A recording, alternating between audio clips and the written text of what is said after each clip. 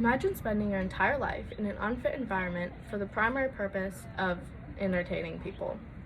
Zoos, or as I'm calling them, animal prisons, should be banned due to the insufficient environment, the unethical treatment of animals, and the lack of companionship they get throughout their life. Today, I will talk about the primary purpose of zoos, how animals are treated, and the risks of the unnatural habitat and the effects that has on the animal. Let me start off by mentioning the primary purpose of the zoos. Sadly, this is not in the best interest of the health of the animal. It is plainly for corporate gain and for the consumer rate to go up so they can make more money. According to Petkids.com, lots of zoos breed animals to make more babies and as a result make more money.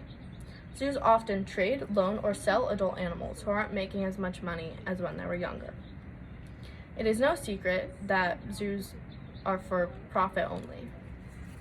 According to Parlia.com, they exploit animals in order to entertain the guests and to sell tickets for a higher price. From an economic standpoint, zoos want the most tame or well-behaved animals in order to please the guests. As soon as an animal is not up to their standards anymore, they will often neglect them or not treat them as well. This brings me to my next topic, which is the treatment of the animal throughout their life. Many zoos and aquariums have recently been accused of the mistreatment and neglect of animals. About 3,000 to 5,000 animals die in zoos every year in Europe alone. Holding animals in captivity has serious effects on their mental health. A life in a zoo can make animals manic or crazy and act in strange behaviors. So in order to keep them calm, they use antipsychotic drugs to reduce their stress. An example of this is a polar bear named Gus in the Central Park Zoo. He was seen every day for over a year swimming in figure eights in his small pool. This is considered strange and odd behavior for polar bears, and so the zoo hired a professional, which costed $25,000 in order to explain his behavior. According to Wired.com, it turns out that Gus lived in a 5,000 square foot enclosure, which is less than 0.00009% of what he would have in the Arctic. In an effort to prevent Gus's manic behavior, they put him on Prozac, which is a medication to improve the mood and energy level. His neurotic behavior stopped, but not completely. Along with Gus, this happens to many other animals who aren't thriving in the habitat of the zoo. All of these animals are treated with antipsychotics or medications such as Xanax, Valium, beta blockers, and many more.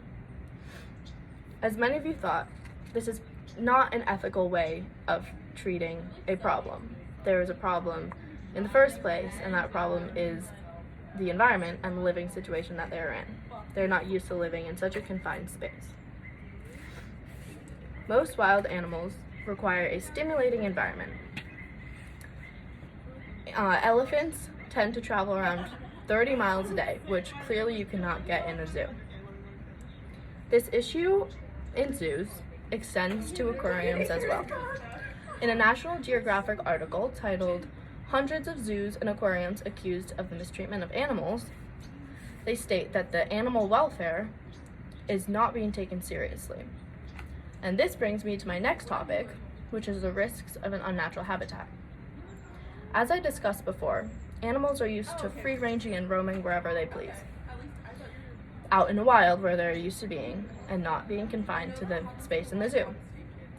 Being constricted and enclosed for the purpose of entertaining people, keep in mind they see hundreds of people a day, children who might scare them or make them uncomfortable. This is going to have serious effects on their mental health. According to Petkids.com, there's a diagnosis called zoochosis, which is a condition which animals act strangely and even hurt themselves out of boredom or frustration. Living in such an unnatural environment for such wild animals is plainly unethical. I have this visual aid to represent the unnatural environment. Some people claim that zoos are just a family-friendly place that you can go to hang out, bring your kids, have a fun day there. A tourist attraction in cities, it's often a place where people go when they have nothing else to do. It is also used for Christmas light decorations and concerts and everything like that. But that should not justify the mistreatment of animals just for an activity for your family to go to. Everybody should make a conscious effort to avoid going to zoos, and maybe eventually their profit will decrease and they will start taking it more seriously how they treat the animals and how it affects their life. You not only should keep that in the back of your head, but also try to educate everybody else. If your family wants to go to the zoo, maybe you can explain to them why you shouldn't support it. Today I talked about the purpose of zoos, how the animals are treated on an everyday basis, and the unnatural habitat and the effects that has on the animals throughout their life. Thank you.